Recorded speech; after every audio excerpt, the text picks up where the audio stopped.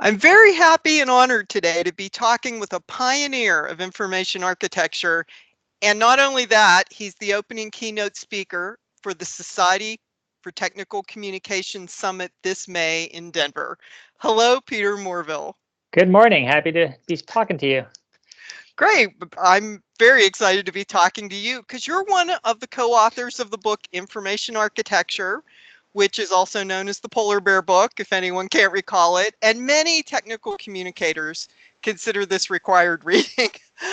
You're also the author of, I'm going to read your whole bibliography to you. You're also the author of more than half dozen other books, including Ambient Findability, which is one of my favorites, Search Patterns, Intertwingled, and your latest book, which is Planning for Everything. Now, would it be fair to say that planning is a common thread among all your books and maybe even your entire career? Absolutely. It's interesting. Each of my books since the Polar Bear book, I've thought of as a reframing of what I do after sort of 9 or 10 years of talking about information architecture from the late 90s to the early 2000s. I was so tired of talking about information architecture. I wanted to talk about something else, and that became findability, which then became search and intertwingled, and then planning. Interestingly, as I looked back, I realized that planning had been a common thread through my career, and even earlier. For instance, I remember as a kid, I was always fixated on the future, thinking about the future. I remember one vacation we took to Maine where I was so excited that we were going to go canoeing.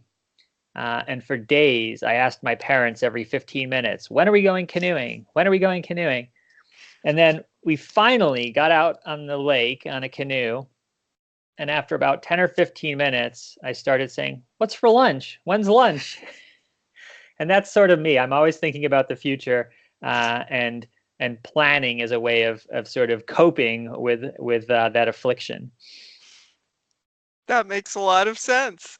Well, can you give us a brief, don't give away too much, but could you give us a brief preview of your keynote? Sure. So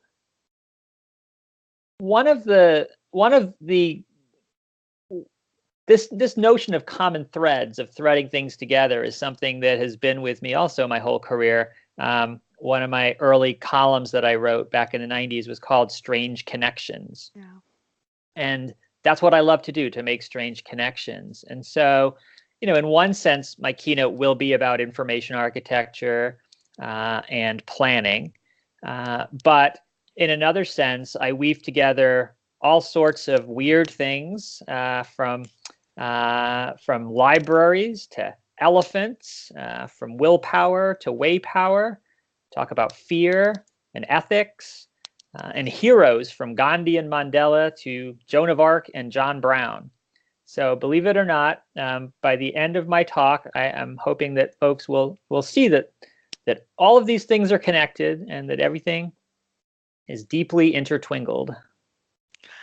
That sounds awesome, because everybody seems to always gravitate towards the latest thing, and really all those things are great, but it all comes together, right? It's all connected, yes. So, that sounds awesome. I'm really looking forward to it. I thank you so much for talking to me today, Peter, and I'm very excited to meet you in Denver this May at the STC Summit and hear this keynote. And also, there's going to be a book signing in the exhibit hall afterwards, so folks can meet you one-on-one and get their book signed. So that'll be great too. And I will see you soon in May. Thank you. I look forward to seeing you in Denver. Bye. Bye-bye.